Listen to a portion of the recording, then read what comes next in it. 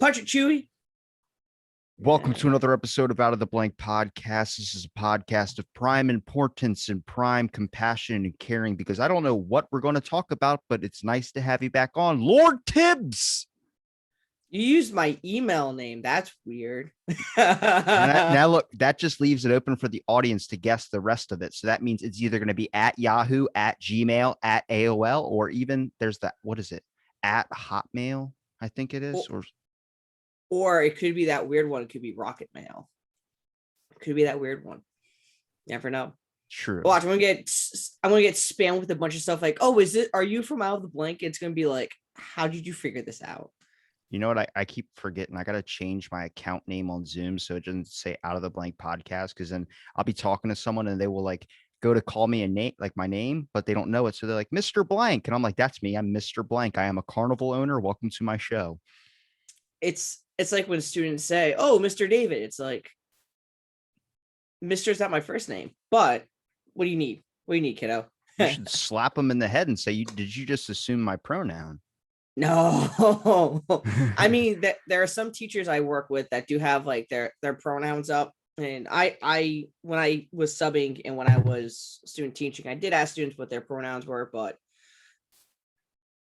if that's what helps, that if that's what they need to say to get my attention, I'm fine with it. I'm not one of those teachers like, no, you call me by my last name. It's like, nah, whatever you need to help you get in contact with me. I usually just say, hey, man, like to everybody, like at my work, if even if it's a couple of ladies walking, I go, hey, man, like it's just so passive. I'm like to live my personality like the dude from the Big Lebowski until we start talking about the government. And then I just go insane. I'm surprised. Well, let's see how long it takes for you to mention CCP. I'm not going to do it this episode, but I did message Jeff Bezos because I was like, good luck on your trip. I hope you have a safe flight and return home, but I don't think he's coming back. You never know. I mean, he still has a fortune here on Earth. So, I mean, you want to be the first person in space. There was a guy. Look, this made me really judge my life because there's an 18-year-old who's now the youngest person to ever go into space. And I'm like, what, how do I accomplish such feats? Is there like a trial chemical I can try where I'll be like the first super mutant ever to have like 6 arms? All right, Captain America. Captain America has 6 arms? No, the superhuman serum. Okay. I was making a reference to that joke. Okay. No, I mean, we can't, and that's the thing, like, we can't judge ourselves based on other people. I mean, we all have our own unique, like, our own unique things. He probably tested out of high school at like 14, probably graduated at 15, probably has his like bachelor's diploma or something at the age of 16, 17. He got picked up by NASA, or he wrote a really cool paper when he was 16 and NASA just picked him up. So now, if you come across one of your students, though, that's like, you've probably had one that's like super advanced or looks like he's exceeding past all the others. Do you have like a damage control you do with it? Like, do you try and like make him like put him down a little bit? Not like saying you're a piece of shit, but like saying like, hey, like you're just. You mean humble? Well, yeah, humble them a little bit. Or do you like, you're going to be the best, and you like inflate their ego? Because that can go one of two ways. And one is like drastically bad, where we end up in the situations we have now where people think they're like, I don't give a shit about anybody else but myself, which I can understand. But at the same time, it's like, you don't want a person that's pissing in a mop bucket and has like Justin Bieber fame. I think he's leveling out, though. I don't know. I don't follow the Bieber fever at all. I don't know if people still call it the Bieber fever, but you're missing out, my friend. No, I don't like, so with my students, I don't humble them. A lot of students will like read ahead or whatever, and they'll think they know the answer until I bring in some other contextual information or some other background information, and it changes the entire perspective. Like, so my students wanted me to focus more on the book, like using like the book, and I don't like the book for multiple reasons. I'm not a big fan of using just straight from the book lessons. So I would add my own information in there. And so when students think they had the upper hand, it was like, nope, there's this stuff to year 2. So it's not really a humbling moment. It's like, oh, here's the fuller picture of what I was missing. And that kind of gets them to think, okay, there's other stuff out there that I don't know about.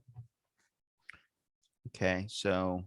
And then for students and on the other side, if students aren't getting it or wherever the case may be, I just reinforce like, hey, like there's multiple ways of getting to that same answer, and there's no wrong answers. It's just questions or answers that help highlight what we need to focus on in order to get to the right answer. So it was like, it's also like, I'm not damaging people's like thought of themselves or anything or humbling them, but also not crushing other students as well. Delicate balance, delicate dance.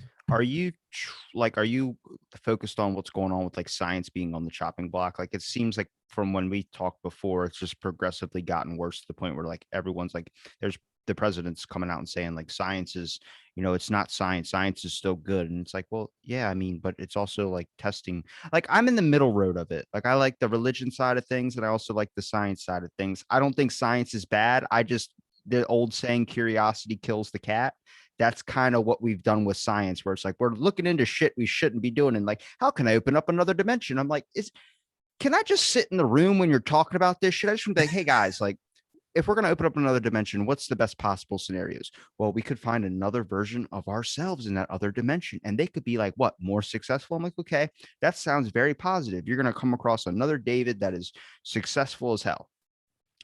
Not saying you're not. I'm just saying another David that has like, he has Ouch, way to punch me in the heart first thing in the morning. you're gonna have a McLaren and a fleet of bitches. Does that help? I'm just saying that's in your dimension. But when you come across like that seems like a positive. I would love to meet another version of me and have like a good conversation, someone that I can truly connect with because they know everything that's inside of my head that people can't see. That sounds like a positive. It sounds like something that could actually help you therapy wise.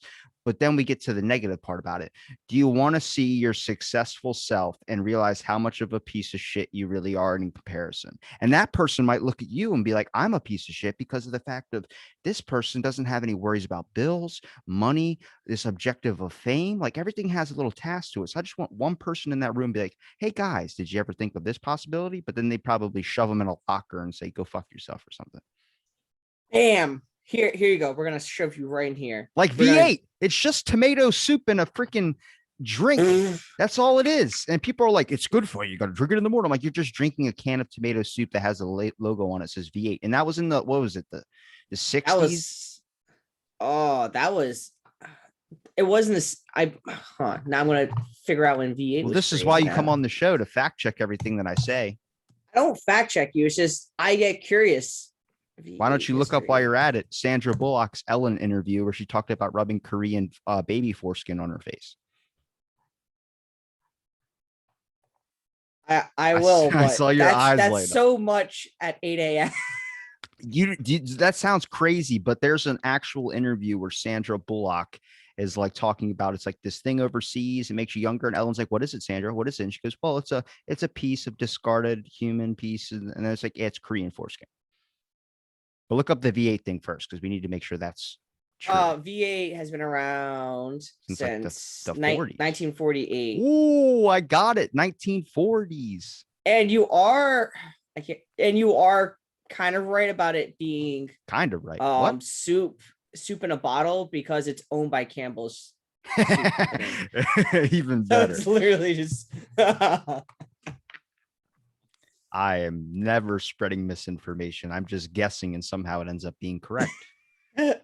Taking a shot in the dark. Let's all live our life off asking a magic 8-ball for questions. Now look up the Sandra Bullock thing. I want to see your reaction of his face. That's what I'm looking up right now. It's going to be for the video listeners. I'm looking at him right now. He looks like a kid who just saw tits for the first time.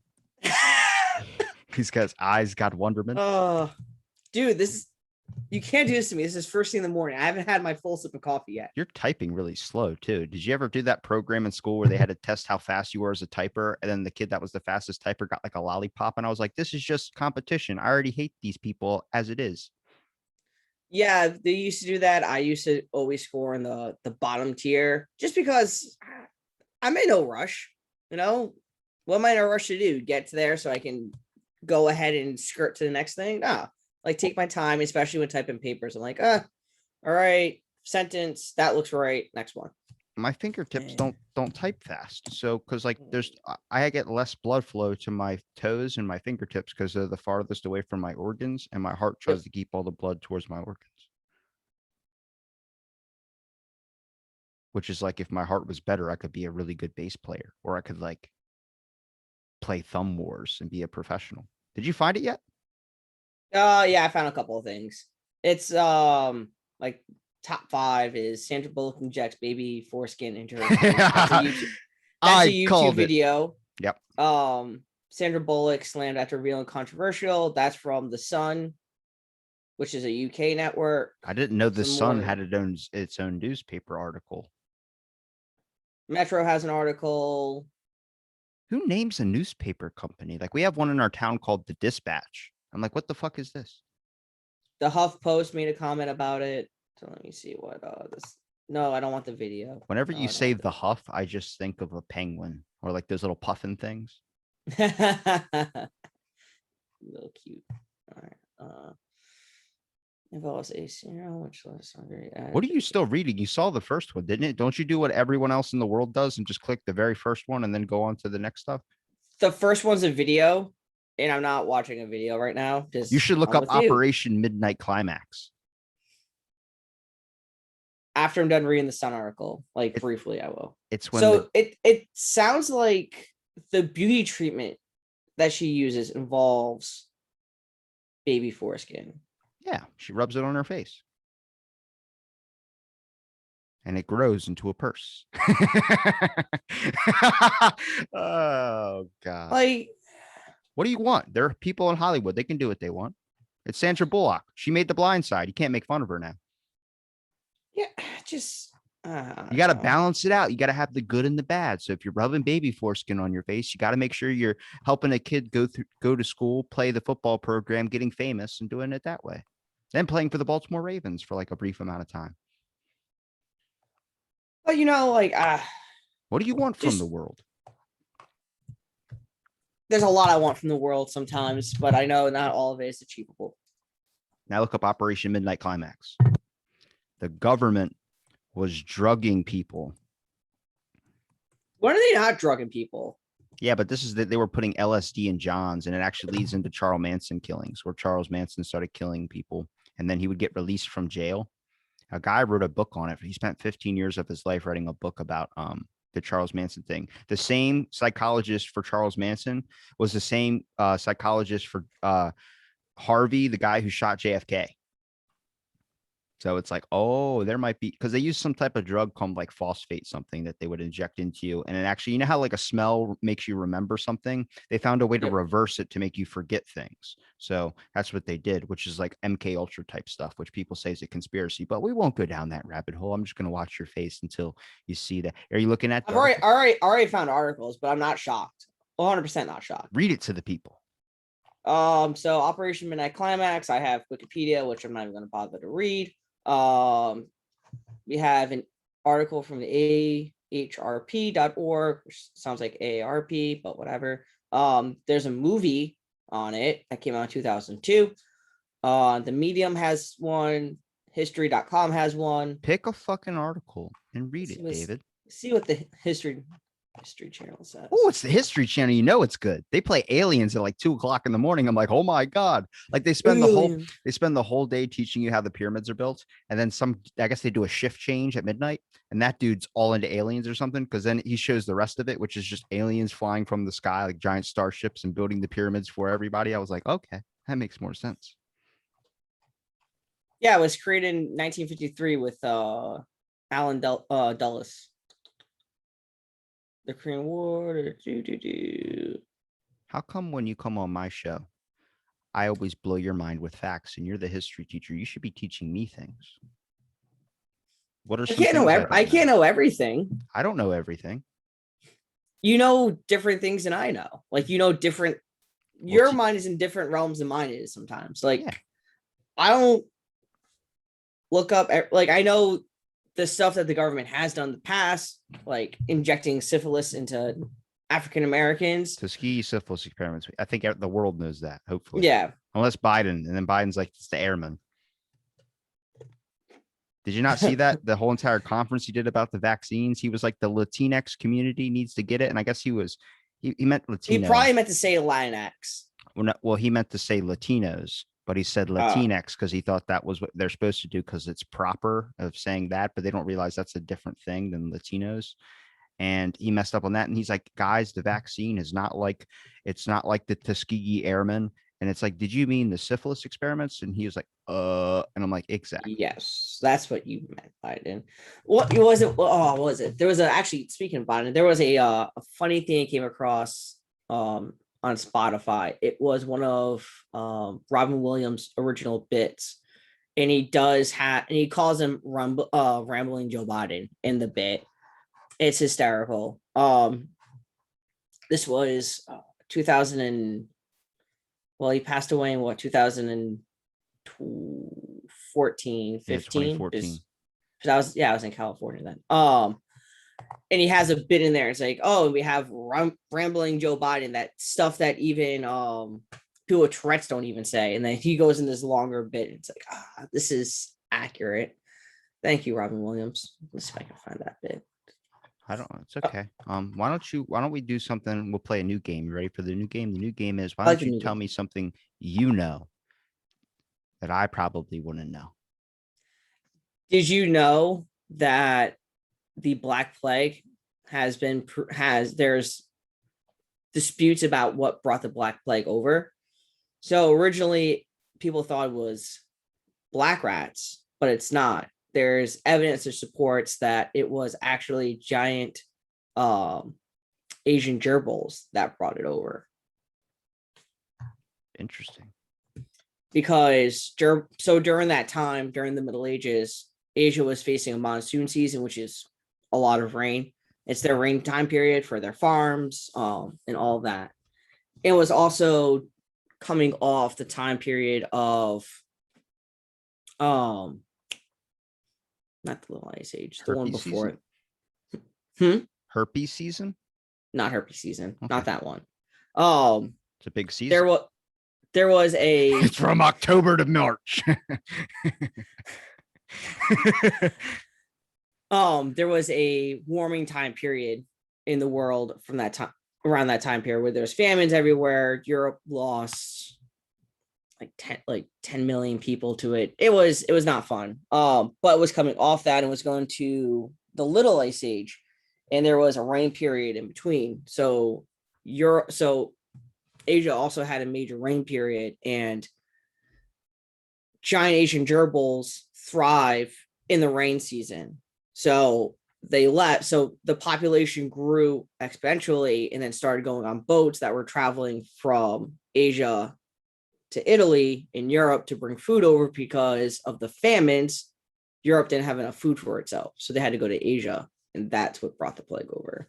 Which time period are you the most fascinated with? I thought it was the Victorian era for me, because I know a lot about it just because it was an expansive time. But I consider that like it's nothing as expansive as to what it is right now in this time period that we're living in.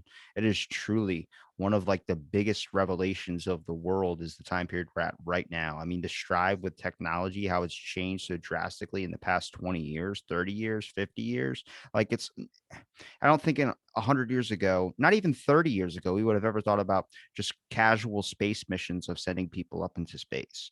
Like, as much as we have debates between the flat earth and then how it's not flat today, we still have a lot of stuff out there where it's like, my biggest issue with like the government, all that type of stuff, is the fact is like, I'm tired of the lies. So much of it is lies now. It's like, and they're not doing a good job at covering it up. Like, people don't want to believe the lab thing. That's whatever. I don't care. But now the WHO wants to do a special, WHO is the World Health Organization for people listening. I just read the article you posted. Yeah, they want to do a second investigation, and China's like, no, thanks. Like, we're not doing that. But they locked all their files in 2019 of December, and January 2020 is when everything started to kind of release that there was going to be this pandemic going on. And I'm like, science isn't the issue. It's people pushing something past of what it's supposed to be. And I'm like, I don't give a fuck. Whatever you want to believe, science is not the issue. It's the fact of like, everything's a fucking lie nowadays. Like, people just want to be like, I don't want to incriminate myself. I don't want to do this. I don't want to do that. I don't give a shit what side you're on politically. I just want to know, how can we get past this? But we got to find out what the cause was. Everyone, and this was my issue with the way that when COVID first hit, how it was in the media it was immediately politicized. And as soon as you politicize something, that's when it becomes an ugly mess. Like that first 2 weeks when it wasn't really politicized, You notice how things were kind of fine. People were helping each other out. It didn't matter what your political identity was, any of that. Didn't matter. After week 3 and 4, especially when it started being put into election campaign stuff, when it was starting to be used by different sides to promote different ideologies, that's when it became nasty and muddy. So as soon as you politicize anything, whatever, science, medicine, education, anything, that's when it starts becoming divisive and gray. At least I think so. Do you think it just went to shit, or do you just think someone revealed something or technology has exposed everything and wide open? It's really hard not to do something nowadays with, like, did you see there's a whole, now what they want to be called as a race is now a species of cyborgs. There are a bunch of people that are interested in cyborg enhancements. And actually I was reading the little documentary thing. A dude got a little lens or like a camera, like one of those, you know, the retractable lights you would have on like a little stick you hold, and it comes out like a selfie stick, but it can bend and turn and do all that. So you can point the light anywhere, reach into corners and shit like that. You see it like in an infomercial for like $7.99. And then if you call right now, they'll give you a special deal for 2 for $7.99 or some shit. Well, he attached that thing to the back of his head in his brainstem and then had it come in front of him. And it's just a hole. It's not a light. And I'm like, looking at it, I'm like, what does that do? And he goes, if he places it over colors, he can feel the colors. He can, like, somehow has tricked his brain or rewired his brain to be able to get the colors and feel something from it. So now there's this whole race of people that they want to be called cyborgs or there's some type of, you have to Google it. You're the fact checker here, but there's like a whole cyborg generation that they're trying to do of all these people that want robotic enhancements. And I'm like, what happens if I just scream into that thing? Like, if I just scream into, does that kill you? Does your brain just explode? It might be placed in a part of the stem that focuses on feeling, because, you know, every different part of your brain has different senses and all that. So I'm guessing what he did was he just bypassed the part that just processes imagery and went straight for the thing that processes touch or that sort of sense. So that's probably what he did. If I had to guess. Cyborg. I'm just seeing cyborg from fantasy stuff, nothing about new age stuff. But I mean, you're still a human. Like, yeah, you've enhanced yourself. You're a human with enhancements, but it's like taking steroids or taking testosterone boosters. I mean, you're still a human at the end of the day. It's just you've altered your body, which is fine. I think it's because a lot of people just want to be classified into something that's different from everybody else. And I think in all ways we're unique, but I think that's the most important thing about us, you know, that we have similarities, but our differences are also a thing to capitalize on too. I mean, the fact that me and you, like, you have a amazing facial hair. I have a little bit of a scruff on my beard. You know, like, it's a different thing, but it's something you can connect over. The differences is what's really going to bring you together the most. It's information. Everyone is a story. Everyone is an informational code. That's the whole point, is to be able to talk to more and more people and develop more information for yourself to help enhance your own thoughts as well, too. Not arguments, but more of expansive realm of thought. Well, but not only that, I mean, we all fit a niche, you know, even in, you know, wildlife does it too. Like, every species has its own niche that it does, and that's what every individual does. Every individual fills a spot or a role that needs to be filled, and that's okay. That's what we're all here. We all have, you know, you just said we all have our own strengths and everything, and I feel like what people try to do is they try to make themselves feel bigger than what they are sometimes, and that's when they'll inflate their own ego or whatever, or try to stand out more. And this is another way of trying to stand out more. So, oh, I'm a cyborg race or whatever the case may be. It's like, you're still a human. You're all your stuff's still human. It's just you have this extra cool enhancement that I kind of want to have now, or something that help my something that help my fingers type faster. If I maybe grab that fucking thing on the back of your head and just yank it, and what would happen? You would die. You would die. That, or severely damage my sense of feel and touch. So then you would end up being invincible, to where someone could just shoot you and you'd still, it's like being on PCP. Just because I'm not feeling it doesn't mean I'm not bleeding out. What drug would you take? What drug would I take? If you could, no repercussions and you'll be fine the next day. But what drug would you want to try that seems the most interesting to you? The DARE program had to teach you something, right? I mean, the dares. I mean, the one thing I guess I would like to try, maybe if I had the option to, which I probably wouldn't do even if given the option, would probably be mushrooms, just to get that other perspective. But that's Well, about it. but okay, so I've talked to plenty of people with psychedelics, and I'm starting to discover something. I don't think psychedelics are like people say the gateway to God. Yep, In my mind, I think maybe it's just like how poison ivy, some people are allergic to it and some people aren't. Maybe it's just the plant's self-defense. Like the reason why when you take mushrooms, it's the brain, like your brain reacts to it in a different way. And it happens to be kind of the most scariest mind-bending thing in the world because of the way the plant developed it. People don't eat a whole lot of them or you'll fucking go crazy or you'll die or something, but they take a little bit and they're like, all you need is a little bit. I'm like, maybe that's the plant's self-defense so you don't eat the whole probably. entire thing and kill it. That makes sense. I mean, we all have our own way of defending ourselves in one way or another. I mean, that's the only one I would do. Anything else than that, it's like, nah, that doesn't seem to Meth? entice me too much. No, no, no, no, You don't no. want to I be like, like really, that would help you out. Cocaine would help you out in so many areas of your life. You want to type fast. Let's talk about that. Cocaine will make you type like 1,000 words. Actually, you probably just throw your laptop against the wall. I probably would just throw it because my brain would, my hands would outmaneuver my brain, and I'd be like, I need to get on the paper. I need to get on the paper. There's nothing to think about. So You ever had cocaine? Well, how do you explain Hunter S. Thompson, who did like cocaine and stuff and was an amazing writer? I don't know. I mean, I guess everyone processes everything differently too. Like so his body might have processed the cocaine differently than what most people do. So instead of him getting the jitters and everything, it focuses his mind probably or did some other stuff. If I had to guess.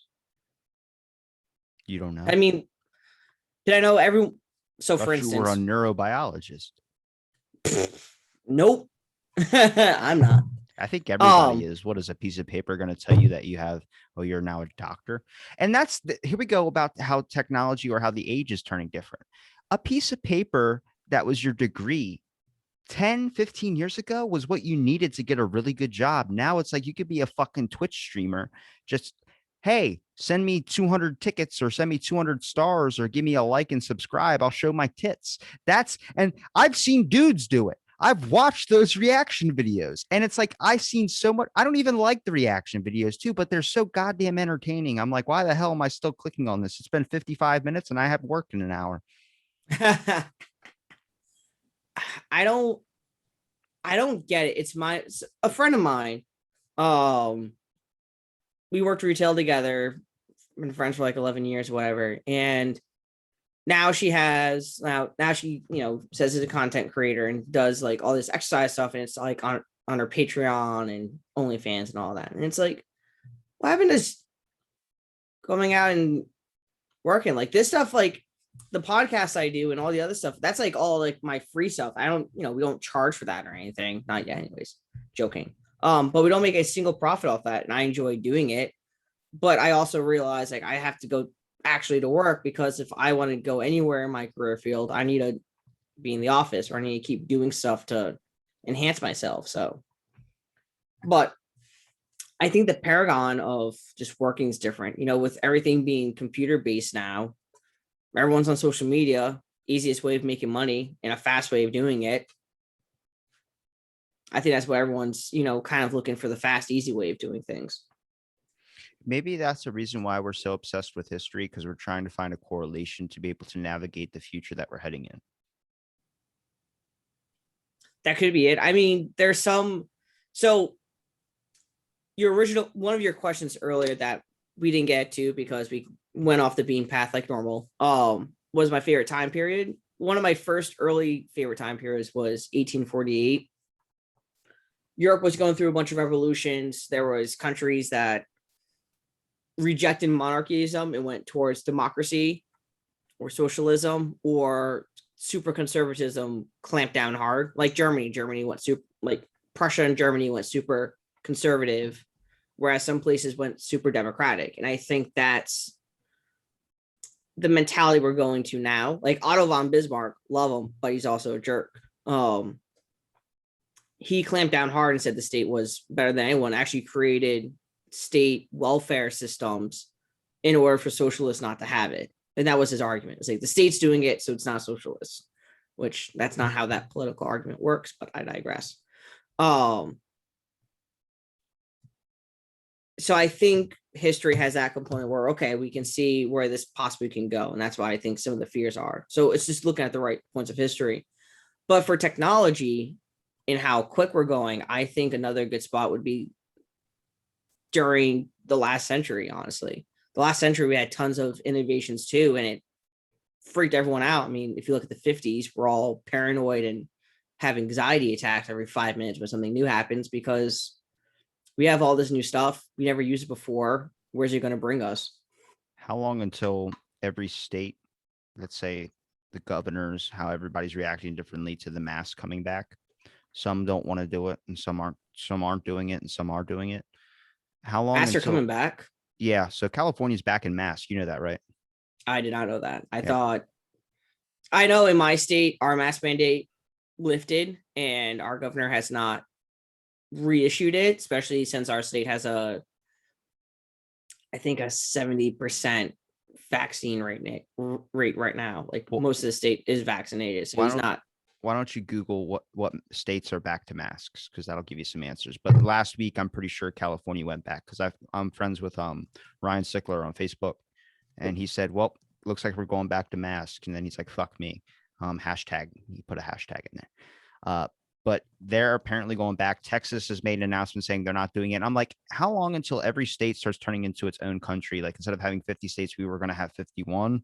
How long until there's just a bunch of everybody's their own little country now? Like it's going to be like a Brexit type situation where they end up wanting to be their own thing. Now it's all these states are like, I don't want to be attached to someone that's doing this type of stuff. How long until we branch off? It's the best way to divide a bunch of people even more by making everybody just go to the different corners of the earth to never talk to each other again.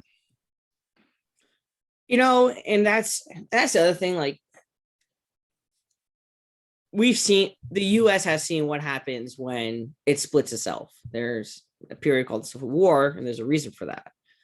I'm really hoping we're not going back down that route, but also for everyone who thinks that we can be isolationist again, you can't.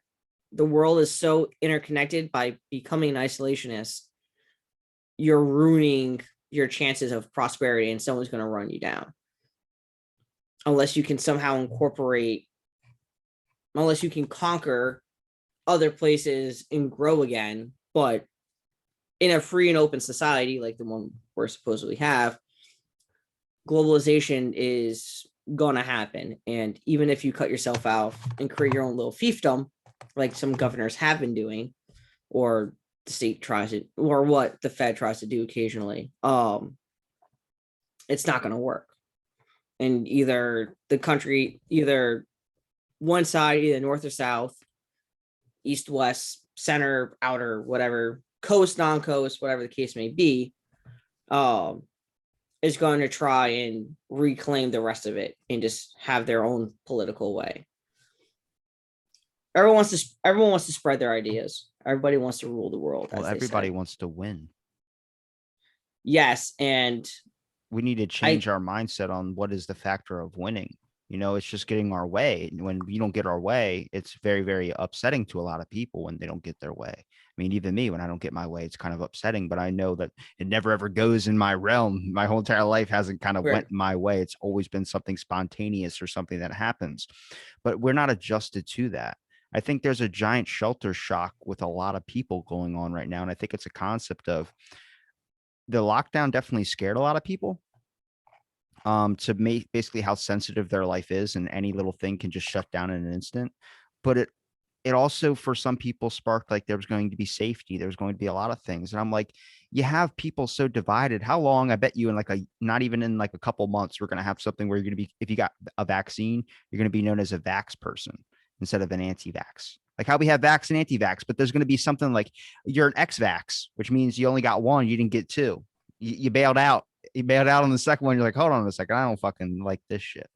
And why do we have like Johnson and Johnson? They've pulled so many of their sunscreen products because they had cancer causing chemicals. I'm like, weren't you supposed to block cancer? Why do you have cancer causing chemical? Why is that even a thing? Things are so weird right now. Also, yeah, I just saw there are a couple of areas that are reinstituting masks. I know, was it Jersey? It said they would bring back masks if more people didn't get vaccinated.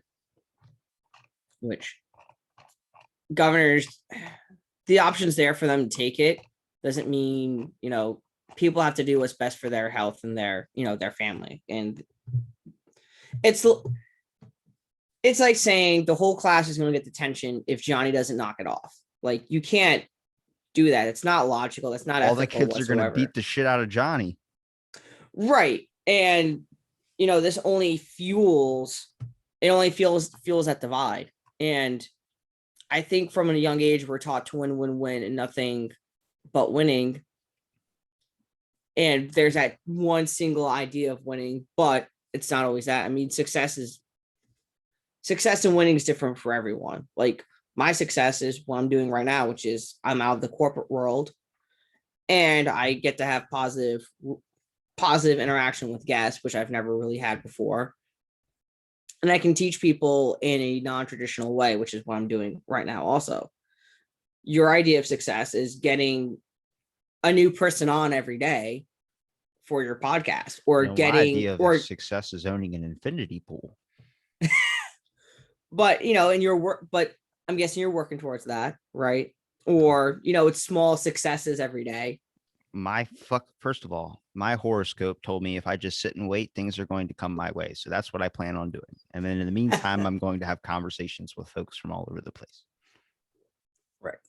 I bet you though, that's the weird part is like, there's that one off chance that everything aligns perfectly. Like, how many people, I bet you could probably look up, there's some dude who did everything his fortune teller or his horoscope said to do, and it all fucking worked out. It's like SpongeBob when they asked the magic conch. That sounds ridiculous. You're not going to get anything, but then everything lines up to be able to do that. It's like, then that breeds in for maybe that is the way to do it. And then how many years do you spend your life doing that? No, like, for instance, I've been doing this podcast 2.5 years. Yep. Tarot card reader said by 2024 it was going to be this big trending successful thing.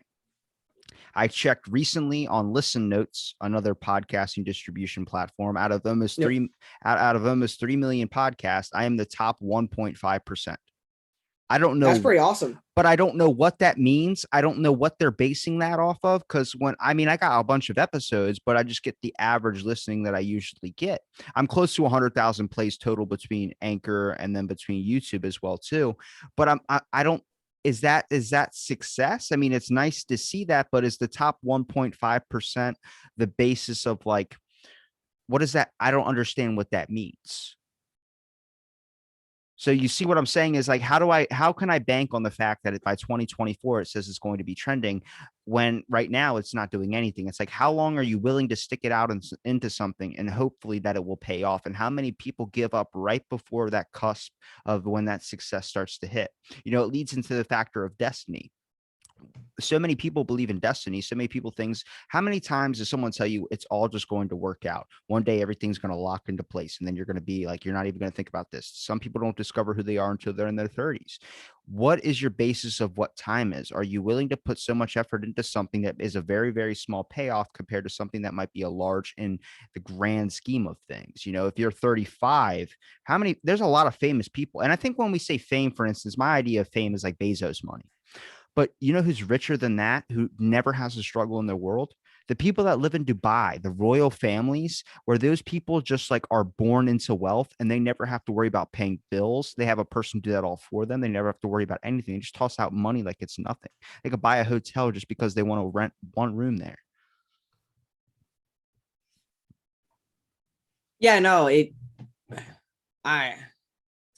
so there is that financial success that everyone clamors to, and then there's the regular success that everyday person, it's one day at a time, right? It's 50% of it's getting there. And with the universe lining up, I think it's just our actions or our gut feelings on how we should respond to things, and then it just happens to be the right combination for things to keep going. You know how like when you're playing Tetris, right? And it's like, okay, I feel like there should be long ways or fat ways or whatever, and it fits just perfectly, and the line disappears, and you keep going to the next level. I feel like life's like that. Like it's just one, not one big Tetris game, but it's all based on our gut feelings, and sometimes our gut feelings are right, sometimes they're not, and it lines up just perfectly that everything falls into place. Shouldn't it be easier to succeed though? Like, why is it the fact that the richer you are, the easier it's going to be for you, but the poorer you are, the harder it is for you to survive? The whole entire idea, the IRS is not going to chase down someone like Bezos because they'll have enough money to make it last out in court for years and years and years. They have more money than basically the government does, but then they can easily go after someone for $100 of not paying taxes or $1,000 just because they're poor and they're not going to be able to last out in court. It seems like you would be like a Robin Hood type. The whole basis of you would want to steal from the rich and give to the poor, or make it harder for the rich and make sure the poor, the people that can actually succeed, or at least build up a standard of a living to where you don't have to worry about ever struggling. I mean, that's not fucking insane to say, but it sounds insane because that's not how it goes. And I think for so long you think of like, oh, well, I'm not anti-government, but the perception of when I had as a kid thinking that something was going to help you out when you needed it, and then realizing they never really give a fuck about you. They're kind of out for their own intent. It's like that's not what it was established to be. So many things end up being corrupted by power, or end up being corrupted by what you would measure as successful. I mean, politicians, I don't think anybody is inherently like the devil or the four horsemen of the apocalypse. But then when they get in there, they realize there's all these things, and you kind of get beaten and broken and molded into shape to make sure that it goes this way. And then now you're perceived to a bunch of people as being a horrible fucking human being, even though you're like, I'm in a system that it's been doing this for generations upon generations. And it's like, okay, we're not going to be able to fix it with one simple thing. This is going to be a long payoff. Well, how do we get the traction started back so we don't have to worry about kids? I don't give a fuck about this generation, my generation, any generation that's alive right now. I'm worried about the system and how fucked it's going to be for the future ones, because that's not going to be a fun one for the kids growing up. Your kids, grandkids, whatever, you're telling me that they're going to be okay with the world that they're going to be living in when right now is shit? It's not going to get better unless we start doing something. I'm not even talking about the environment, because we're not even able to tackle the environment yet. We can't get that situated if we can't even figure out how to not fight amongst each other. You know, we have to come together, and the whole thing of coming together is making sure that we're not being stuck into a system, which ends up leading with like China, ends up leading with a bunch of shit. Like now our sanctions are working, the Chinese sanctions that we have. There are some places now that are refusing to deal with China on the basis of what they're doing in their country.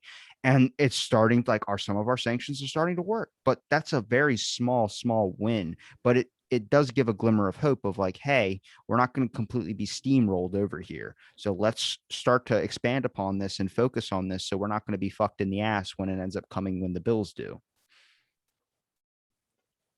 So the reason why the government in one form or another doesn't go after corporations is because we're taught to idolize these big businessmen. So it'd be really one, it looks like you're going against the American dream, or how popularized corporations are. Maybe not the CEOs, but the corporation itself is. I mean, imagine like the US government going after Walmart, which Walmart is a big retail chain, and Walmart will always hold that over the government's head. But the government invests a lot into corporations too, through subsidies, tax credits, all that. So it has to approve these corporations doing what they're doing in one form or another. So if the IRS, which is an entity of the government, goes after another unofficial entity of the government, then it looks bad internally. And while there's this facade in front of us, like, oh yeah, no, the government never gets involved with corporations. No, corporations and government go hand in hand. And our system just makes it look pretty, makes it look like it is part of free market society, which more and more looks like it's not, at least from the stuff that I've read recently, like with the US government investing in uranium mining corporations or precious metal corporations. So that way, like, we could have more of it, which has caused massive damages to ecosystems and other towns and has taken towns off the face of the map. Well, that's a So simple, basic template of we want to get that stuff, but we don't want it to happen where we can see it. It's okay if it's in right, another country, if it affects over there. Like our town, my town wanted to build windmills, or those giant solar, or not, our wind powered energy systems. They want to build one of the giant turbines, but nobody wanted it in our town. So they were like, well, we'll put it 3 miles out into the ocean to where you won't see it. It still was in our line and we didn't want them built. So it was like that right, would be a way better thing for our town, but if it obstructs our view, it's going to fuck it up. So why don't you put it somewhere where we're not going to see it? You know, nobody wants to live next to the dumpster or the waste thing. Let's just expel right. that trash somewhere else where it all piles up and then we have a problem of it later. It's like putting stuff under the carpet. I just look at it like, is there a better way to like try and fix a lot of things? But it seems like we're kind of like just worried about like our own, and I get it because life is kind of hard. So it's like everybody's kind of worried Yeah. about their own little bubble and trying to make sure that they're okay. But like, I don't know.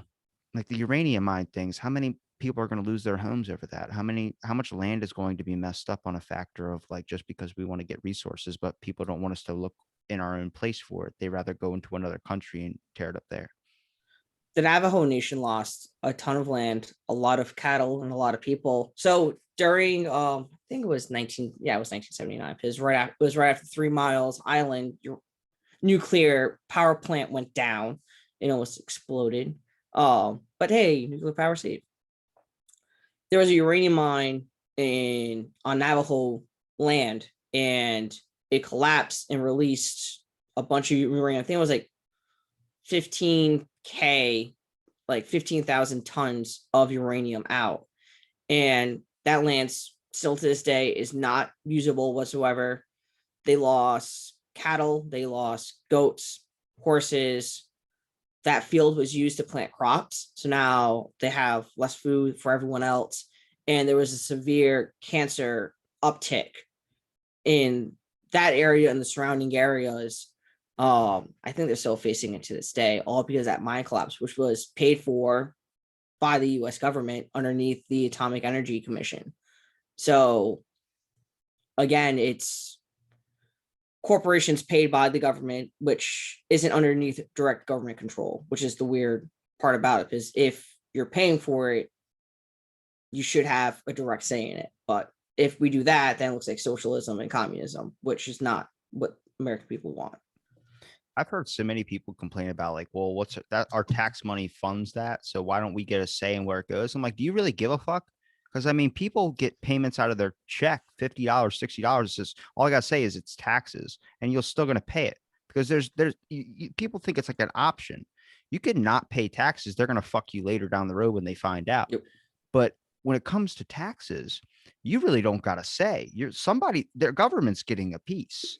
So you start looking at it like, how much are they really fucking you over on some things too? People don't have a say with what their own money is, the stuff that they work for. A person who works 16 hours a day, can still barely afford. Like they had a picture of it was like a GIF. It was your grandparents, and it was like a nice new like huge Yep. mansion style home. Like we're gonna be living the best life, and then it's like you, and it's like you're 30 living in your basement because you can't move out because everything's so fucking expensive. It's a big scare. There's a lot of articles talking about how the millennial generation is basically like screw, and millennials are in their like 30s now. So I think I'm a Gen X. I'm not even a millennial. How old? Wait, no, 23. you're younger than I am. You're a millennial. I'm older than I you are. think you're younger than I am. Yeah, but I'm not the millennial. Look up the millennial Oh cutoff no, because no, sorry, you're the generation right after. So I think you're Generation so what's Z. Gen X? Gen X is Who the fuck names 80s. this shit? Some dude gets paid probably way too much money. It's like Um, World of Warcraft name generators. Like that's what's with our operations. There's an operation called Operation Starship Prime, and it's about launching a nuke into the atmosphere to dissipate particles that Bill Gates wanted to talk about doing. Look up Operation Starship Prime. I can't look that up right now because I'm looking Rattle up off the rattle. I can rattle off something so random right now, and you can probably Google it, and it's a government project. probably because most things are government funded. But they search up everything. Operation Starship Prime. So Late 1980s to late 1990s is millennials and Generation Y. Late 90s to 2010 is Generation Z, the I generation, or the centennials. So I'm a Gen Z. What Yes. does Z stand for? Zebra? Like, no, it's just the way it is in the alphabet, like the last letter in the alphabet. Okay. These are some weird ones. So 1965 to 79 is the 13ers or Gen X. Sounds like that pop band Butter, whatever it's called. BTS. Yes, the Korean K-pop K-pop. band. K-pop. The boomers are 46 and 64. So wait, is the new generation Zoomers? Because that's all we're using. I mean, I'm in calling them Zoomers. Well, I think no, I think boomers are called Zoomers as well because they're trying to be caught up on using Zoom all the time, and that's the only platform that's the only recording platform they know of is Zoom. So I think they're also called Zoomers. Remember when Skype was big in the world? Like when you walk out into the world right now, if you took a step out onto your porch, right? So after this call, you're going to get up and you're going to go out onto your porch. Do you think the vibe is going to feel as good as it did back in the day when you used to sit in a fucking Pizza Hut with your family, order a large slice of pizza, and play some stupid fucking song on the jukebox after you watched it flip 50 fucking times? The vibe's not the same. I walk out into the world and like everything seems more like cold. But like back in the day, it was like people at Chuck E. Cheese not knowing it's pieces of shit. Like they were having fun. And then You mean the now, child casino? yeah, but now it's like, I don't know. It's like, it just, you walk out into the world now, everything kind of seems dull in a way. It all depends, I guess, on who you're going with. Like, I know I went with both my former managers out to B Dubs, and like everything was fine between us. Like we were doing our normal thing, cracking jokes, all this other stuff, going through stories. I mean, the service seemed kind of cool, but I think that's just because of the way everything is right now. But on that, like between the people itself, like, who I was there for, that was all the same. And normally when I go out, that's still the same. But I think it's weird. So like your own bubble is fine, but it's just everyone else is acting kind of weird. I think that's the state everyone's kind of in right now I just until look all at of it. our bubbles merge. Well, there was a lot more like events going on when you were younger compared to now. And I get it because the pandemic kind of shut everything down, but like money wise, like how many did you go out more when you were a kid or did you go out more now?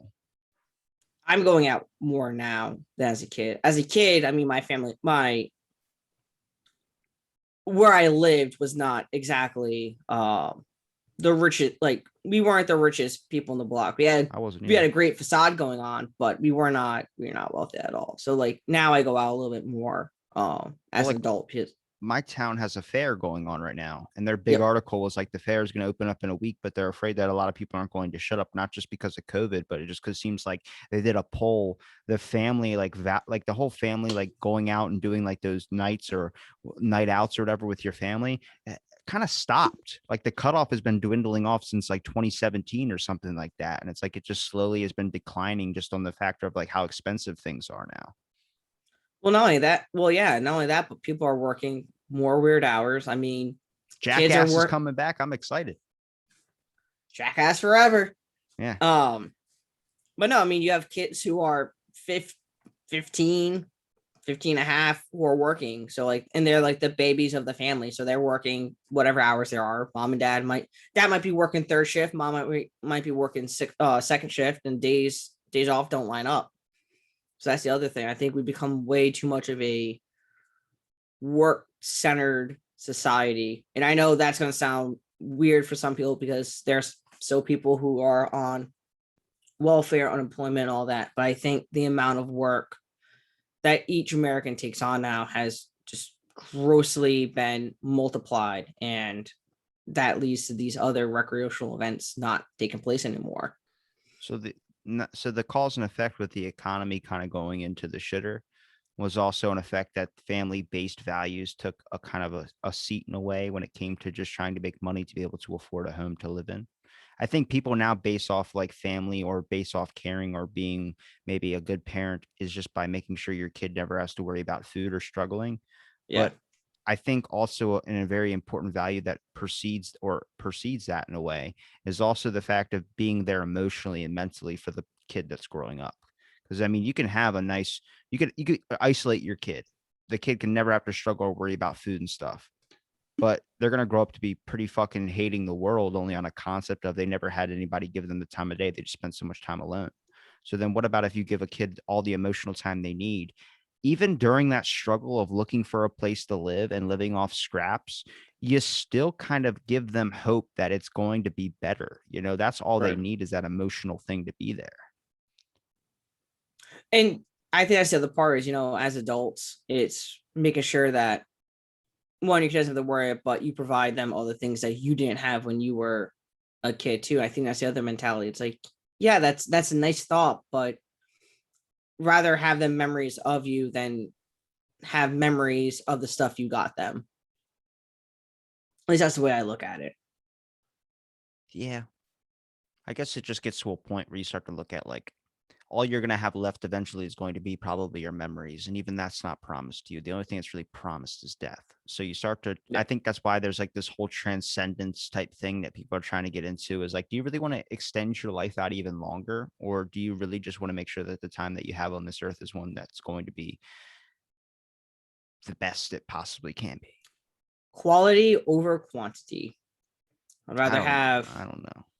I'd rather have a rather shorter life, but it'd be more memorable and spend more time with people or doing the things that I think are going to have a more of an impact than live to 130 and haven't spent time with anyone, haven't done anything that is so fulfilling for me.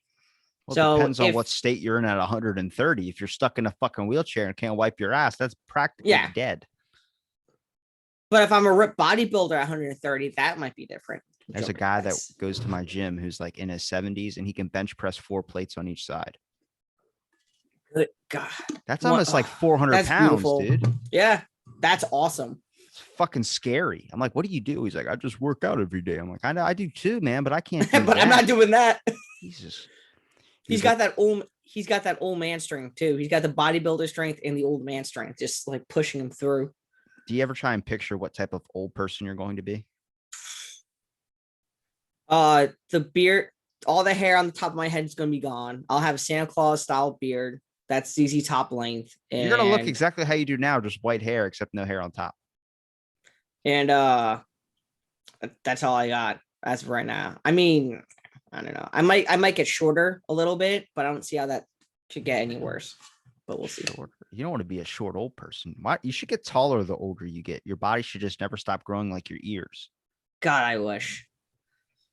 And yeah, I wish that was the case, but that If you could especially have for me. one answer to anything, what would it be?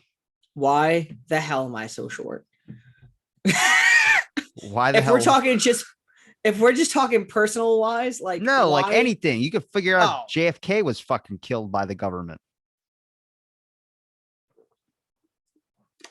I know JFK was killed by the government. LBJ wanted to be president, and he said, Are you "Screw this fucking with guy." me? I'm pretty sure that was in one of the one of the release documents when all that stuff was getting released out. Um, I think one of them was that LBJ and the CIA had a deal to take out Kennedy. And I totally believe that because CIA will do anything to remain in power or do anything they think is in America's best interest. Can you look up Charles Manson was being drugged by the government? Because I've been getting super interested in this because this guy, Tom O'Neill, wrote a book about it. He was on Joe Rogan. He was talking about it.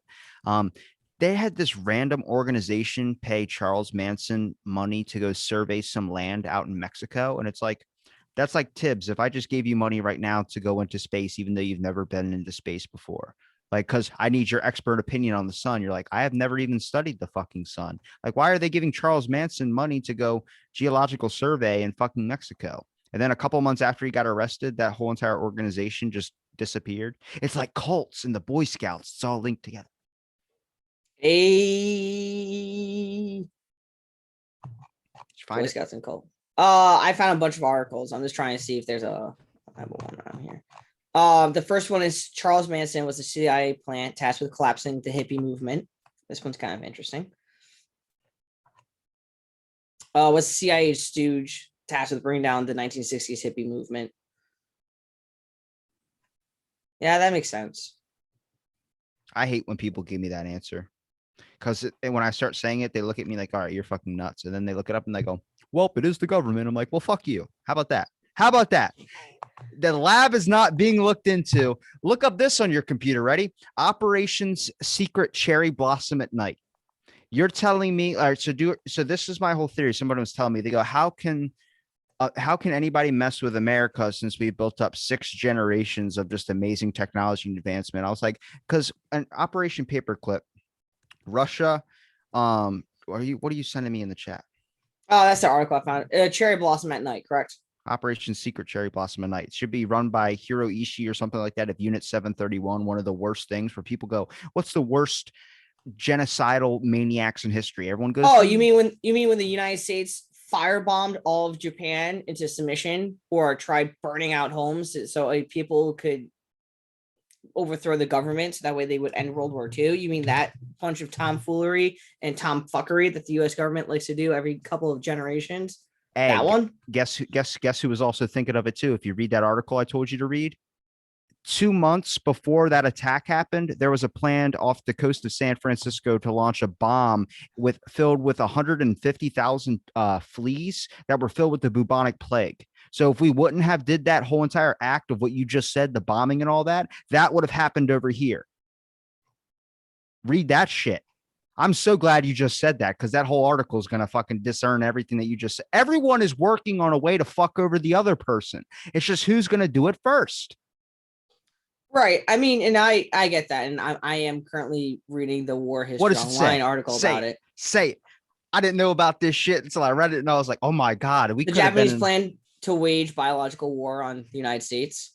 with like 150,000 fleas or something. You know how hard it is to kill one fucking flea? And it's filled with the bubonic plague. So during Operation Paperclip, my thought is we got a bunch of people from the space program, Warner von Braun, all those people to develop our NASA. Like it's all not. So we were basically generations in front of everybody when it came to the space program. But nobody looked at the biological warfare aspect, but we gave that to China. China got what in our eyes at the time was the shittiest part of the deal. Like, or was it China or Japan got the shittiest part of the deal, which was biological warfare stuff, because Hitler had weapons for the bubonic plague. We consider that we don't give a fuck about that. We're more worried about going to space. America thought we got the number one prize. Them with the third choice, which Russia ended up getting chemical stuff like that to be able to develop psychological warriors, which leads into Project Jedi that we did. They got what looked like to be the second one, and they got China or Japan got the worst end of the deal with biological weapons and all that. They're like, what the fuck's this shit? Because at the time, nobody gave a crap about that. It was all about getting into space. Then now it's like the long payoff of being able to manipulate viruses and be able to do this. This is what leads into like the lab thing. Why are we not able to look into the lab? Because they have all the documents on lock. You start to realize it's like they found a way to make the best out of a bad situation or getting fucked over and being able to manipulate things. Now I see you still reading that fucking article. Yes, I am. So, the fire bombings started in 42, and they went until the end of the war, and that was successful. Operation Cherry Blossom. The reason why it stopped or why it didn't work was because the fleas kept dying. So it wasn't because the US fire bombings, it was just the fleas did not have the shelf life that the Japanese thought they were going to have. Because they tried it a couple of times on battles. So like the Battle of Iwo Jima, they've tried it, and the fleas died before they were able to drop from the plane. So maybe we were using fire because they're fucking fleas, and that's the only way you can get rid of a flea, like burning your whole house down when a spider arrives. The fleas were in aircraft and in submarines, and when they died, I know weren't on land. The sub was heading to San Francisco. Was the plan? Yes, and that was in the day that was supposed to launch was September 22nd, which was but obviously we dropped the bombs in August, and that ended the war. So it was said it was supposed to go, and then the war ended. So you start to realize like it's all about who strikes first. Yeah. So No, I mean, as bad as people can say that America did that, like you were saying in the beginning, you got it now. You have a different perspective on it because now you found out about that stuff. Like there's something that we don't know about. There's always a hidden perspective, which is like the whole point of like understanding a perspective. We get one thing, and we go, oh my god, there's going to be this. Like you gotta you want to get both sides of the thing first and just understand that all in the information is not going to leak to you. Nobody just randomly attacks somebody. There's always something there, or there's always something that we don't see. So that's what the whole thing is. There's probably a bunch of stuff throughout our history that we don't have the other perspective to. Why did they kill JFK?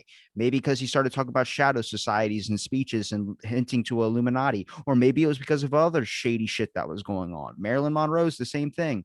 They said that the Kennedys killed her. Why? Because she was sleeping with all the brothers and was going to expose a bunch of information. There's always something we don't understand that's going to come down the pike, is what I'm saying. Is like, before everyone jumps to the conclusion that this is the worst place or this is all this horrible shit, understand that there's something we're not seeing, and that shit usually gets exposed 50 years later.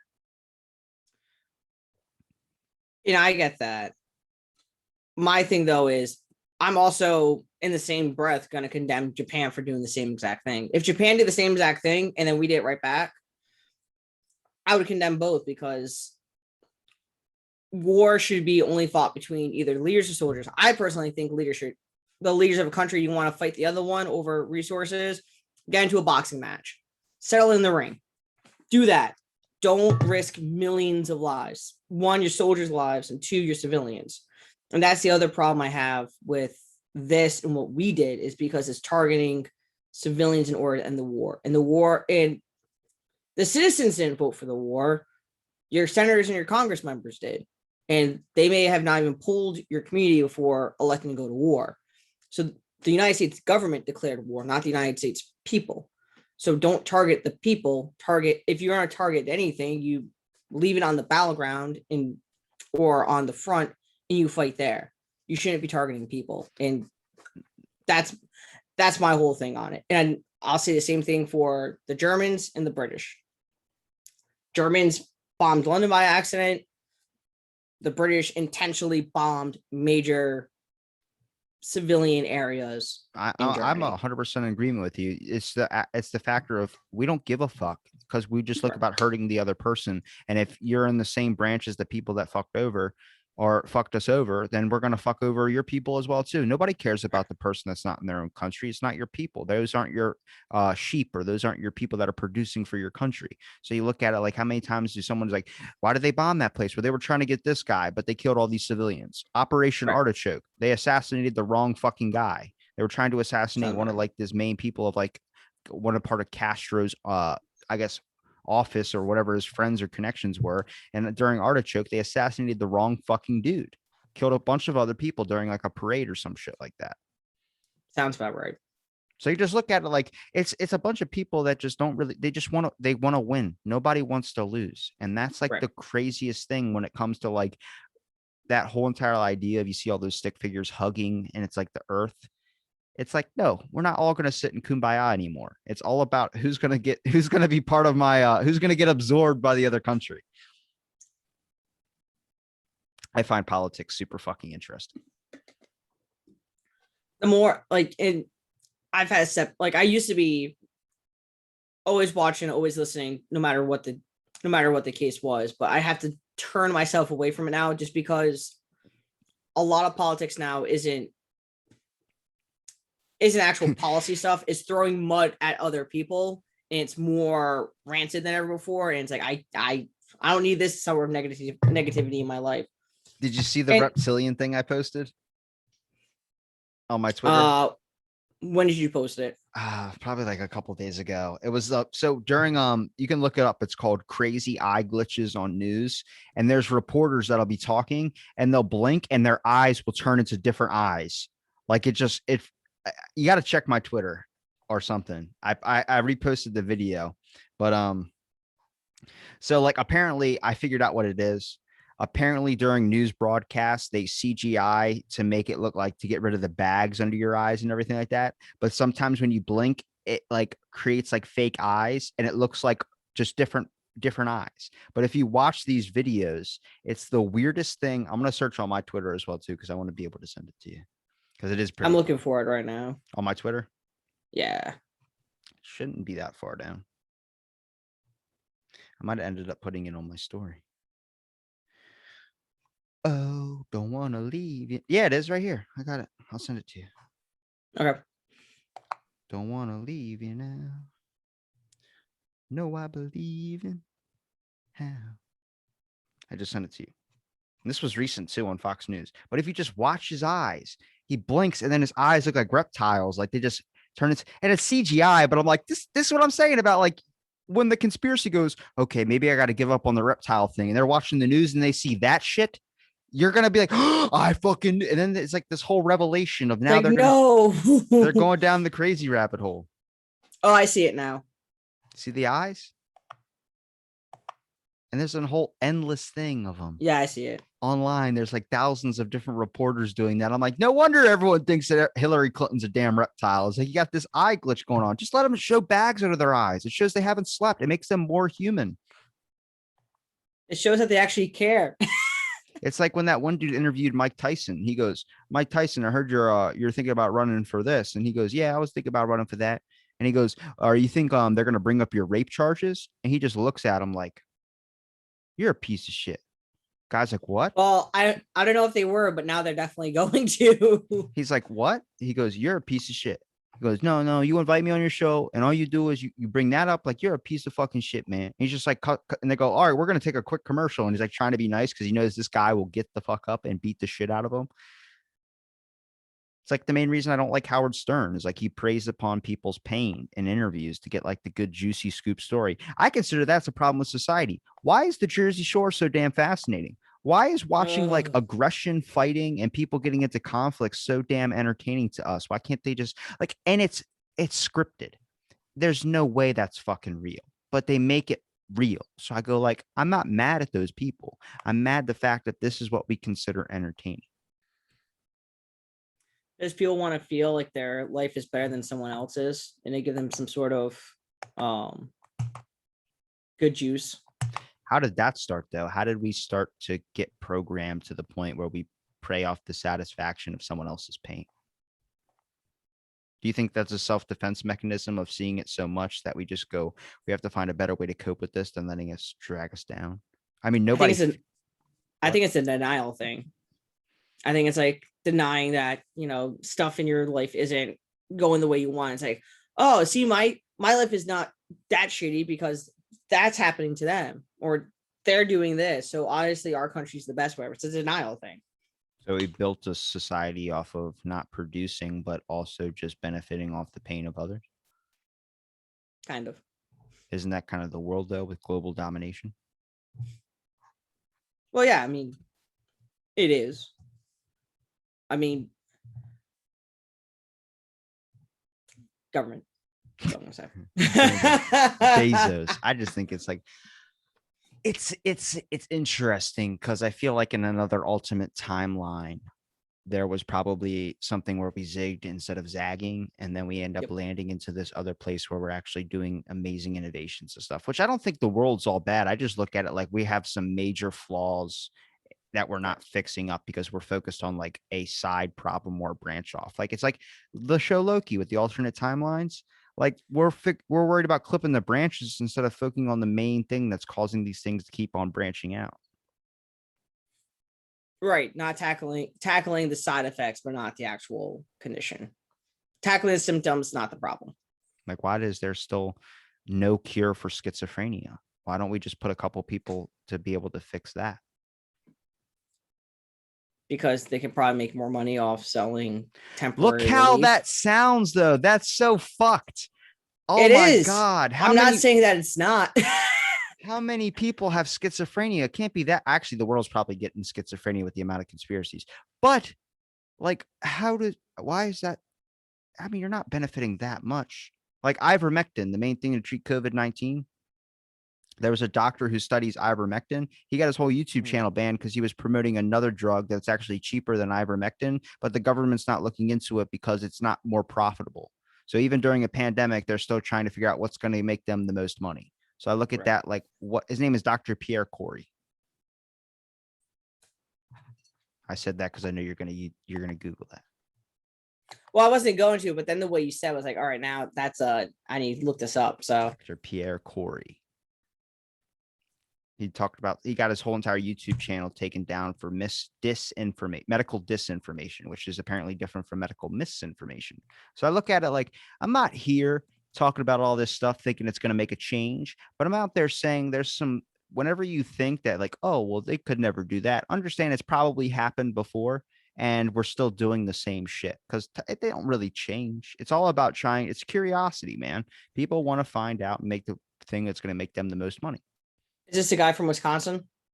I don't know. He was on Joe Rogan with Okay, I Brett think Weinstein, who was an evolutionary biologist. I think he did an article on it on COVID, so I think I found it. So I'll read that later. Read it to the folks. What the name of the article or the whole article? Like this is already a severe shit episode, and it's probably gonna go up. I don't know. I wouldn't say it's a severe shit episode. It's just some dude thinking about killing himself right now. Listen, if you're listening to the show and you're thinking about buying a gun, don't do it. And also don't buy any rope. It's not going to make your life better. No, it's not. Just think of the happy things. Think of like you're breathing. You have 2 lungs that are working. We love you. I think I do at least. I don't know about David. I love everyone. No, you don't. Even if they have different viewpoints. Bullshit. Have some ice cream. If I punched you straight in the throat, you would not love me afterwards. I would be annoyed, you angry. Want to kill me and my family. I would have some temporary angry emotions, but long-term emotions, I would not have that towards you. The article 10 years after you bury me in a ditch. No. So he's a medical director of trauma and life support center, critical care service chief, associate professor of medicine at the University of Wisconsin of Medical and Public Health. And it's actually the very first thing that comes up. So like if you Google the person, this is the very first article that comes up. And the first thing is absence of efficient national, international treatment recommendations. So it looks like it's stuff about what people can do against COVID and all that. Like, and it talks about the different stages of it and then how it attacks you and all that. Imagine living in a world that's disguised as you're living in a society where the society leaders are the people that help control the system, teach you that we're here to make sure that we can help out and save every person. We're going to make sure every person is taken care of and nobody ever gets sick and dies. But the easiest treatment, the one that's most effective, is the least profitable. So that's why they choose not to explore it. Government's always looking at a way to get back some of the money it's spent, and they could just print more. Why don't they just print more? Because you have economies that collapse after printing too much money, so aka what? Germany. And I mean, it's not the best thing to be in total economic ruin, is then you have people who will take that desperation and turn something else. China figured out how to make a digital currency with like Bitcoin and all that. They found a way to be able to, like, it's why Bitcoin is kind of like, it seems like the government's leading onto it now. They're finding a way to be able to like make money off of it, because now it was like for so long it was like a backdoor way. So it's going to end up turning into a new platform of like crypto coin or whatever it's going to be. It's going to be a next one. The government is now finding a way to be able to get money from it and actually get a piece, just like with your paychecks and stuff like that. China had already discovered that. So it's like, now it's like, what's the next form? It's like, you start to look at like, what's the next thing of currency? Are we going to have handshakes as currency? You get a meter over your head that says you only have 100 handshakes to spend. Imagine if you can get pregnant from a handshake. That'd be weird. That's a cyborg enhancement. You just dabble semen into your fingerprints whenever you handshake somebody. I swear it's not me. People start wearing gloves, not for like germs, but so that way they don't spread their stuff. It's the world. I am obsessed with the Renaissance or the Victorian era, though. Like, I like the Renaissance. That was a complete 180. Well, I started leading back to that damn question where I was like, I do like this period that we're living in right now is really, really fascinating. Is a great innovation and is amazing things that are going on right now. I mean, the fact that like the cell phone, like 20 years ago was like not how it is now, where we would even a couple of years ago, it's not how it is now. We were arguing over 5G and we're way past that now. But we look at like the Victorian era, the Viking era. I mean, I've been playing Assassin's Creed again, just getting back into Valhalla and all that. And you start to look Yeah. at like just like the simplicity in a community, like the simplicity in a bunch of people working on like a bigger issue, which is just being able to survive. When right now we're Right. worried about the biggest issue is, are we going to get an infinity pool or not? So I finished Valhalla, the story mode. I haven't beat the game 100%, but I've beat the story mode. So now I'm playing Mass Effect Andromedus, and it's just people, going out and exploring and building their own community. I'm like, simple things in life. Minus the cat everywhere, but simple things in life. Like, why can't we do that in every day? Or not focus on, but like, communities first. If we fix our corner or we fix our little circle, that circle spreads to a bigger one. So it's like, we can do it. We don't have to impact the whole world at once. Just focus here, focus here, focus here, focus here. I think we need to bring back more community events. I get like the pandemic. See, that kind of throws a whole entire flaw into my situation because you're not supposed to be around a lot of groups of people, which I think I just at this point you can do whatever the fuck you want. Like nobody's social distancing anymore. It's kind of like whatever.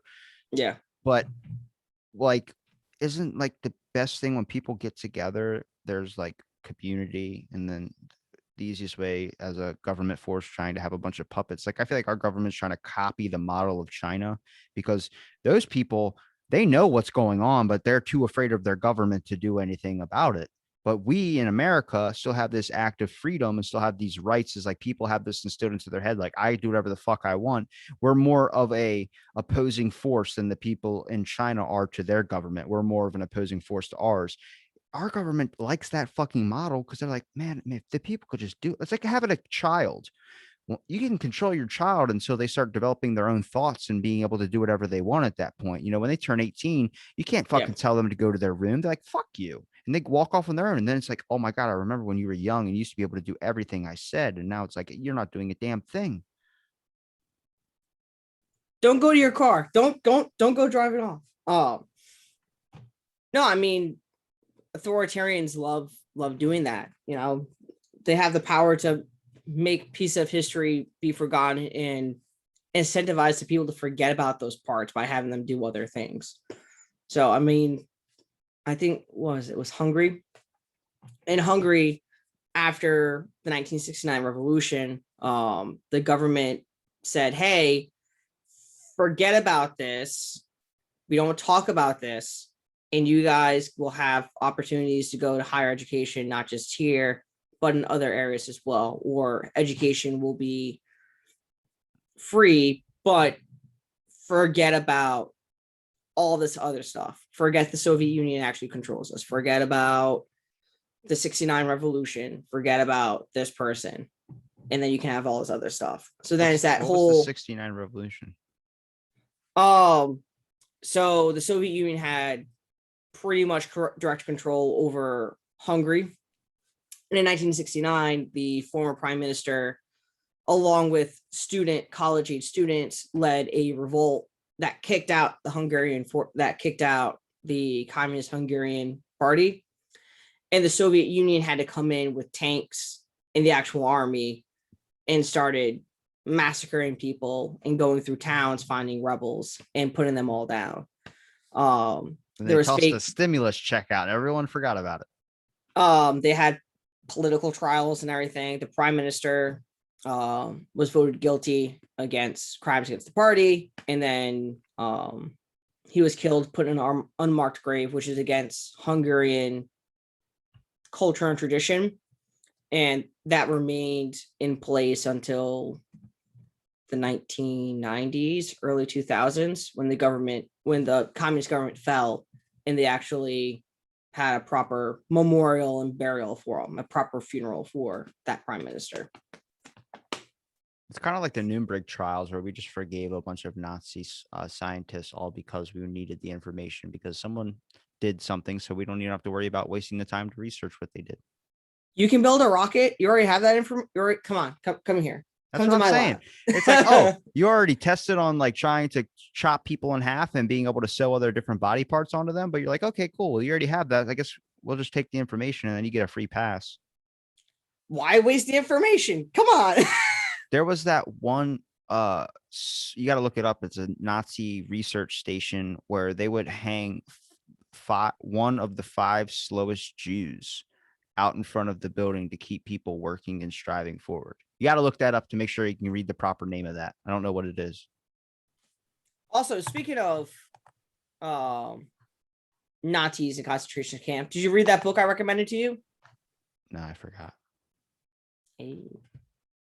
How much of the stuff do you read that I send you? None of it. Don't give me that shit. What, like articles and stuff? Yeah. I read the articles you send me most Bullshit. of the time. Yeah, most of the time. Yeah, you sent me one thing. Listen, I'm 0 for 1, damn it. Whenever someone sends me an article or something, I will actually sit down and read it. Like, if you send me the book again, I'll read it. Okay. You just got to resend it. But look up the Nazi thing first. How long until humans can splice themselves up with animals? Maybe we can survive when the world's on fire if we splice ourselves with like an armadillo so we have a hard outer shell. That would be interesting. That'd be scary, but that'd be interesting. And if you got spliced with like a giraffe, you had a really long fucking neck. You never have to worry about the movies. Maybe if I get spliced with a giraffe, it can actually be an average height. Yeah, but do you want like a 10-foot neck? It'd be so disproportionate. It's like only never hitting legs and just doing chest day. Your legs are like really small. Nazis, war crime. Hang the 5 slowest scientists.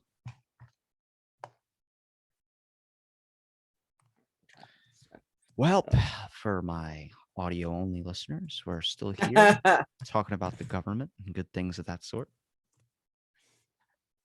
Someone's probably listening like, these guys are out of their minds. Someone messaged me. They're like, I love listening to your show because what happens is I can tell what you're interested in because a lot of the conversations they talk like sometimes hit on the same few topics because you're like getting other people's perspectives. I'm like, yeah.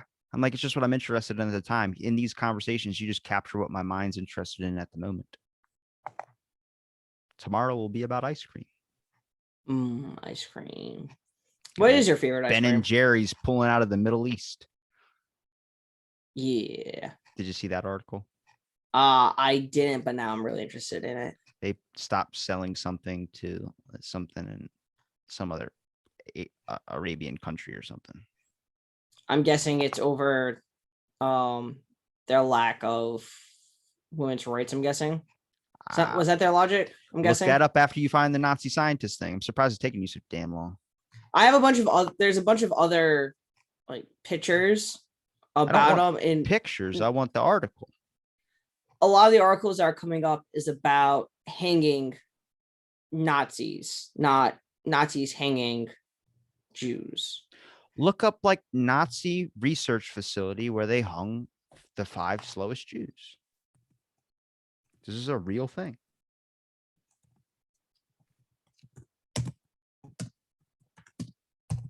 Let's try that. German Jews during the Holocaust, human experiment. Bosnia ghetto. The occult. No. Nope. I'm not finding it right now. How Nazis were inspired by Jim Crow. That's interesting. You found it? Okay, so apparently a rocket factory in Berlin hanged the 5 slowest Jews every day to inspire productivity. Not shocked. And that was Werner von Braun and the Nazi rocket program. So the guy who invented it. So we forgave him because he gave us the thing to the NASA. So we're okay. Okay. That's fucking. Yeah, we're okay with that. We're fine with that. Wow. Guys, you shouldn't commit genocide because it's really bad. Oh, you committed genocide? You got some cool scientific knowledge out of it? Come here. Come here. We'll handle this. I'm kind of curious to how many died. Now look up the Ben and Jerry's thing. Bum, bum, bum, bum. So people see I'm not just spouting off random nonsense. Some of it's random, but a lot of it has some key roots to it. I mean, if you listen to more than one episode, you know this occasionally happens at times.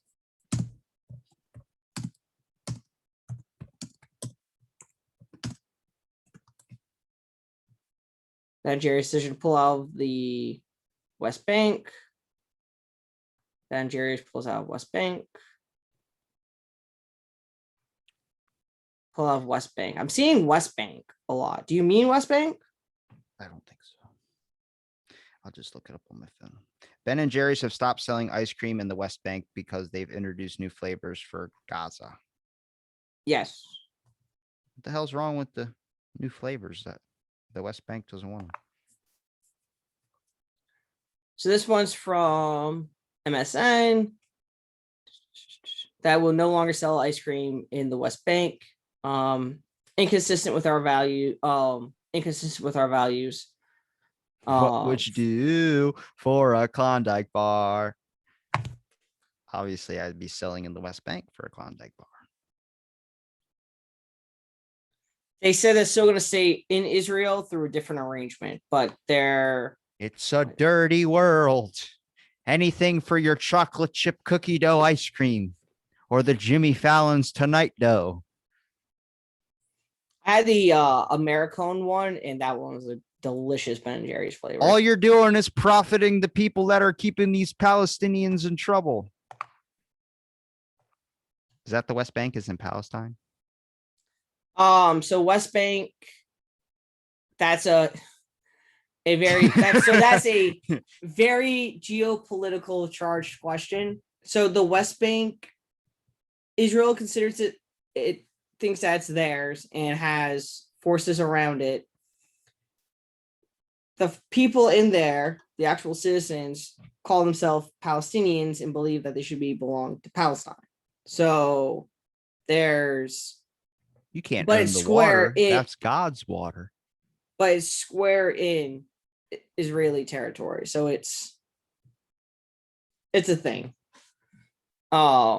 People die every day over that thing. Okay, we gotta stop talking about death. Now someone listening is like, oh my God, Yeah. What's the point of all of it? Just eat some Ben and Jerry's ice cream and know that this is not profiting any of those people. Nope. No. And not only that, I don't think you or me condone any of the shenanigans that's happening in the world. So no one likes it. Yeah, but what are we doing to change it? Nothing. What can we do to change it? Nothing. What's life about? Nothing. All right, now this is getting pretty dreadful. All right, now we hit that point. It's okay. It'll be okay. I don't know what you want to end on. It's been going for about an hour 40. Whenever you're ready, man. This is your show. Peace, love, and prosperity to the people. We're gonna make it, guys. We're gonna make it. Anything you want to promote? Your podcast? Where you talk about less dreadful thing. I don't know. We get pretty dreadful with some stuff here. What's the worst thing you've ever covered? The worst thing, I think Stonewall was pretty eye-opening for us. The dairy farm? The Stonewall riots. Well, the Stonewall, not incident. Humpty Dumpty. So in 19 Humpty Dumpty sat on a wall. Humpty Dumpty had a great fall. So in 1969, everything happened in 69. Holy shit with you. In 1969 in Stonewall, which it was in Greenwich, New York. It was a gay bar, and the police raided it for like the 6th time that week or something along those lines. The bar was because being homosexual was still largely illegal in the United States.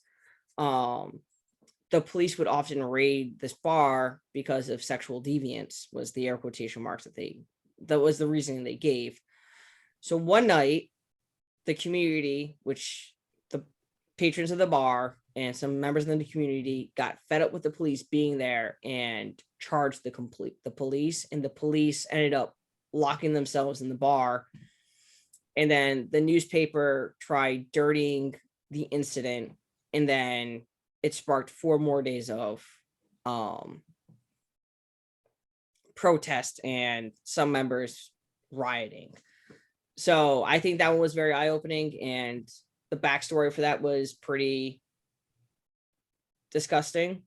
The next episode we're doing in August is about US government policy in Latin America.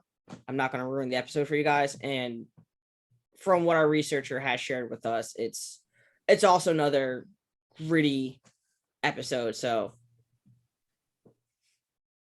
fun times in the history world. When you said the cops locked themselves inside the bar, the only thing that came to my head that made me smile was Saturday morning came without warning. That one song. I don't know what song that is either. Saturday morning. Working 9 to 5. All right, Dolly. Well, I'll link your show in the description, Tibbs. It's been a pleasure having you back on. Maybe next time we won't get so into the government and we'll just stick onto a flat basis of Bigfoot or something. Sounds about right. We'll find out on the next episode. Up out of the blank. Do, do, do. Podcast.